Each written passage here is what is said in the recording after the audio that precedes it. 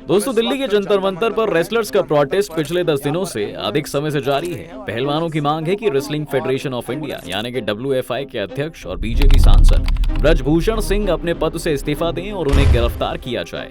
WFI अध्यक्ष के खिलाफ 7 महिला पहलवानों ने दिल्ली पुलिस में सेक्सुअल हैरेसमेंट की शिकायत दर्ज कराई है। रेसलर्स के प्रोटेस्ट के बीच बुधवार रात कुछ ऐसा हुआ जिससे इस आंदोलन की चिंगारी किसान आंदोलन की तर्ज पर भड़कने का डर पुलिस और सरकार को सताने लगा।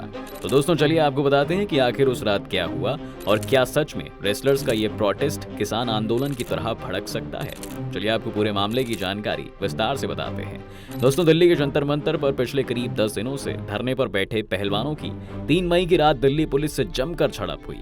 इस झड़प के दौरान कुछ पहलवान घायल भी हुए और रात भर हंगामा चलता रहा। हालांकि अब तक ये धरना प्रदर्शन काफी शांतिपूर्वक चल रहा था, लेकिन 3 मई की रात जब आम आदमी पार्टी के विधायक सोमनाथ भारती धरने पर बैठे पहलवानों के लिए फोल्डिंग खाट लेकर जंतर मंतर पहुंचे तो पुलिस ने उन्हें रोक लिया। देखते ही देखते मामला बढ़ता चला गया और बहस शुरू हो गई।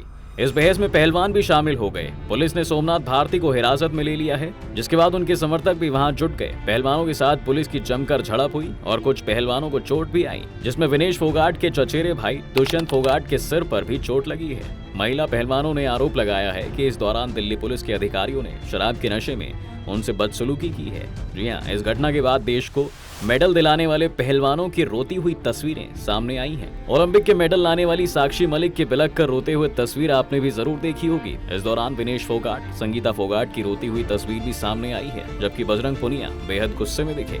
पुलिस के साथ झड़प के बाद पहलवान बजरंग पुनिया की तरफ से हरियाणा और अन्य राज्यों के लोगों से अपील की गई है।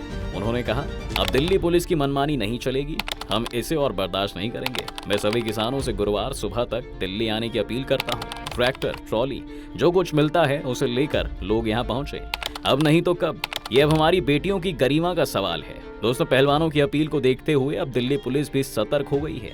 जंतर मंतर पर भारी पुलिस बल को तैनात किया गया है। हालांकि पुलिस की तरफ से कहा गया है कि किसी को भी पहलवान से मिलने से नहीं रोका जा रहा है। बताया जा रहा है कि हरियाणा और आसपास के इलाकों से कई किसान और महिलाएं दिल्ली पहुंच सकती हैं। पुनिया की अपील के बाद पहलवानों के लिए सपोर्ट बढ़ता जा रहा है। पुलिस कर्मियों के साथ कथित हाथापाई की घटना के बाद अगले दिन बड़ी संख्या में लोग जंतर मंतर पर पहलवानों के समर्थन में पहुंचे। इसमें दिल्ली के पड़ोसी राज्यों के किसान और दिल्ली यूनिवर्सिटी के स्टूडेंट भी शामिल थे। धरना स्थल पर जुटे लोगों ने पीड़ित पहलवानों के समर्थन में नारे भी लगाए। वहीं हरियाणा से भी किसान नेता लगातार जंतर मंतर पर पहुंचने की कोशिश कर रहे हैं। मीडिया रिपोर्ट्स के अनुसार किसानों को दिल्ली पुलिस रास्ते में रोक रही है और उन्हें जंतर मंतर पर ना जाने की हिदायत दे रही है। इधर खाप पंचायत ने 7 मई को पहलवानों के पक्ष में जंतर मंतर पहुंचने का फैसला किया है। किसान नेता राकेश टिकैत भी पहलवानों से मिलकर सपोर्ट कर चुके हैं। जी हां, ऐसे में यह लग रहा है कि जंतर मंतर पर चल रहे रेसलर्स का प्रोटेस्ट किसान आंदोलन पार्ट 2 का रूप लेता जा रहा है। जंतर मंतर पर बवाल के बाद दिल्ली पुलिस ने गश्त और सुरक्षा कर्मियों की संख्या बढ़ा दी है। किसान आंदोलन से सबक लेते हुए दिल्ली के बॉर्डर एरिया में काफी बैरिकेड लगा दिए गए हैं। हालांकि अभी बॉर्डर को बंद नहीं किया गया है। पुलिस का कहना है कि किसानों की आवाजाही पर नजर रखने के लिए कड़ी चौकसी बरती जा रही है। पुलिस के पास इनपुट है कि पंजाब, हरियाणा और उत्तर प्रदेश से बड़ी संख्या में किसान ट्रैक्टरों पर सवार होकर दिल्ली आने वाले हैं। माना जा रहा है कि रेसलर के प्रोटेस्ट पर पुलिस एक्शन ने चिंगारी को भड़काने का काम कर दिया है। पुलिस कार्रवाई के बाद तमाम विपक्षी दलों ने भी पहलवानों के समर्थन में ट्वीट किए हैं। इसलिए रेसलर्स का प्रोटेस्ट अब किसान आंदोलन जैसे लगने लगा है। आपको याद दिला दे दोस्तों कि दिल्ली में हुए किसान आंदोलन में भी कुछ ऐसा ही हुआ था। नवंबर 2020 में दिल्ली में 3 कृषि कानूनों को लेकर आंदोलन शुरू हुआ, लेकिन कुछ महीने बाद जब आंदोलन कमजोर पड़ने लगा तो कुछ लोगों ने इसका फायदा उठाने की भी कोशिश की। पूरा माहौल बनाया गया और कहा गया कि आंदोलन की जड़ें उखड़ गई हैं। इस दौरान सैकड़ों की संख्या में पुलिस बल भी तैनात किया गया था, जिसे किसानों के आंदोलन को खत्म करने की तरफ एक कदम बताया गया। 28 जनवरी 2021 को कुछ बीजेपी नेता किसानों के प्रदर्शन स्थल पहुंचे और उनके साथ जमकर झड़प हुई। कहा गया कि किसानों के साथ मारपीट भी हुई। भारतीय किसान यूनियन के प्रवक्ता राकेश टिकैत इससे दुखी होकर रो पड़े, जो किसान आंदोलन का टर्निंग पॉइंट बन गया। अपने नेता की आंखों में आंसू देख किसान भड़क गए और देखते ही देखते खाली होता प्रदर्शन स्थल फिर से भर गया। हजारों की संख्या में किसान गाजीपुर में जुटे और दोगुनी ताकत से किसान आंदोलन फिर से खड़ा हो गया। नतीजा ये हुआ कि सरकार को घुटने टेकने पड़े और कृषि कानूनों को वापस लेना पड़ा। अब हरियाणा और देश का नाम रोशन करने वाले पहलवानों ने भी खुद के साथ मारपीट के आरोप लगाए हैं। पहलवानों की आंखों में भी आंसू हैं। तो दोस्तों, ऐसे में इन आंसुओं का दर्द कितना गहरा होता है ये देखना होगा।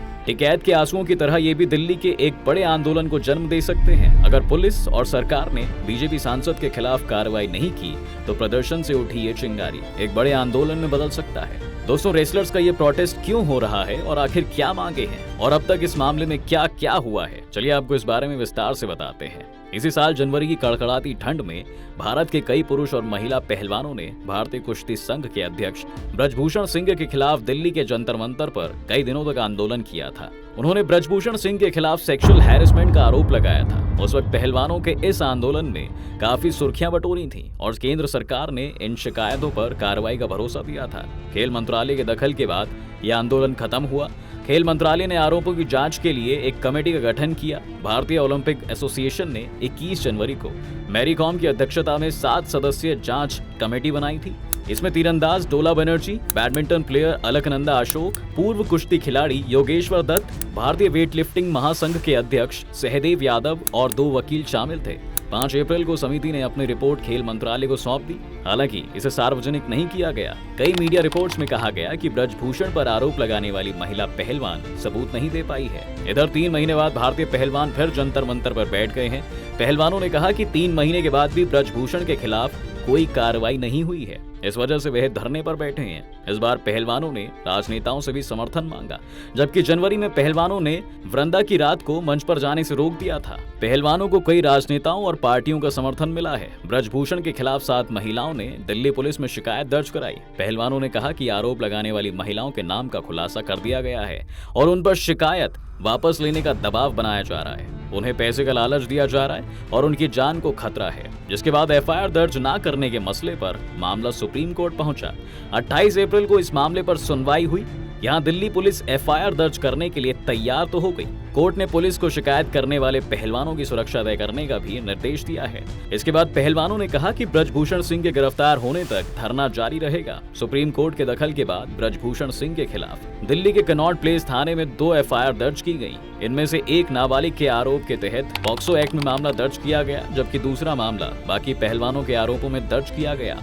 इधर 4 मई को पहलवानों को सुप्रीम कोर्ट से करारा झटका लगा। जी हां, सुप्रीम कोर्ट ने रेसलर्स के केस को खुद से बंद कर दिया और हाई कोर्ट या लोअर कोर्ट जाने का निर्देश दिया है। चीफ जस्टिस का साफ तौर पर कहना है कि एफआईआर हो चुकी है, जिसके लिए याचिका दाखिल की गई थी। अब जस्टिस के लिए मजिस्ट्रेट या हाई कोर्ट का विकल्प खुला हुआ है। पहलवानों द्वारा लगाए जा रहे आरोपों पर ब्रजभूषण सिंह क्या कहते हैं, चलिए उनकी साइड भी आपको बताते हैं। अपने ऊपर लगे आरोपों को ब्रजभूषण कई बार खारिज कर चुके हैं। जी हां, उनका कहना है कि सेक्सुअल हैरेसमेंट की कोई घटना नहीं हुई है। अगर आरोप सच निकले तो मैं इस्तीफा देने को तैयार हूं। मैं किसी भी प्रकार की जांच के लिए तैयार हूं। ब्रजभूषण ने दावा किया था कि सारे आरोप प्लानिंग के तहत लगाए गए हैं। उन्होंने कहा था कि किसी भी खिलाड़ी ने ओलंपिक के बाद कोई नेशनल लेवल पर मैच नहीं खेला है। ये सब ट्रायल को लेकर भी फेवर चाहते हैं। वे चाहते हैं कि उन्हें ट्रायल ना देना पड़े और किसी विशेष के लिए कोई नियम ना बने। ब्रजभूषण का दावा है कि सारी समस्या यहीं से शुरू हुई। उन्होंने कहा कि जब हम कुछ नियम बनाते हैं और नीति में बदलाव करते हैं तो इसके बाद कुछ खिलाड़ी नेशनल गेम्स नहीं खेलना चाहते, ट्रायल में हिस्सा नहीं लेना चाहते। हम चाहते हैं कि सभी खिलाड़ी ट्रायल दें और नेशनल गेम्स में हिस्सा लें। हालांकि ब्रजभूषण के इन आरोपों को पहलवानों ने एक सिरे से खारिज कर दिया था। पहलवानों ने जवाब देते हुए कहा था कि अगर उन्हें ट्रायल से दिक्कत होती तो ओलंपिक या किसी टूर्नामेंट में खेलकर वह पदक कैसे जीत पाते। एक पहलवान को कुश्ती करने से क्या समस्या हो सकती है। तो दोस्तों, हमने आपको बता दिया कि केस 3 मई की रात हुई एक घटना से रेसलर का प्रोटेस्ट किसान आंदोलन जैसा बनने जा रहा है और शुरू से लेकर अब तक इस मामले में क्या हुआ। इस बारे में आप क्या सोचते हैं, अपनी राय हमें कमेंट बॉक्स में जरूर बताएं। अगर आपको ये हमारी वीडियो अच्छी लगी हो तो लाइक कीजिए और हमारे चैनल को सब्सक्राइब भी कीजिए।